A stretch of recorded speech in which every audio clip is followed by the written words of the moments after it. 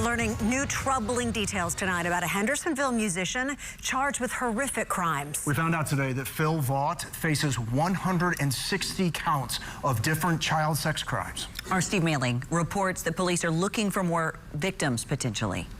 Hendersonville police say that Vaught was arrested over the weekend in Mississippi following a lengthy investigation by detectives. He now faces multiple charges, all related to child sex abuse. The 160-count indictment handed down by the Sumner County Grand Jury accuses musician Vaught of 4 different crimes: sexual battery by an authority figure, statutory rape by an authority figure, continuous sexual abuse of a child, and sexual exploitation of a minor.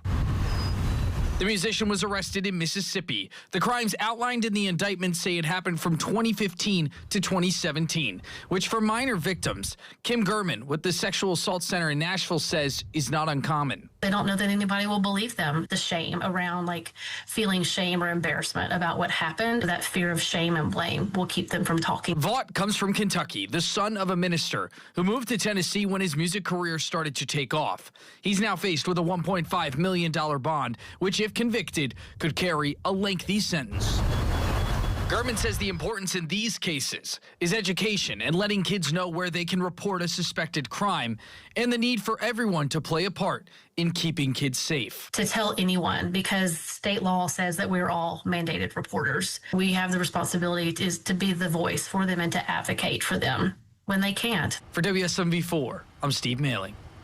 All right, so if you've experienced sexual assault or abuse, the Sexual Assault Center in Nashville offers free counseling, advocacy services, and free forensic exams at their Safe Clinic. You can also visit the Family Safe Center or call the National Sexual Hotline, that Sexual Assault Hotline. That number is there on your screen.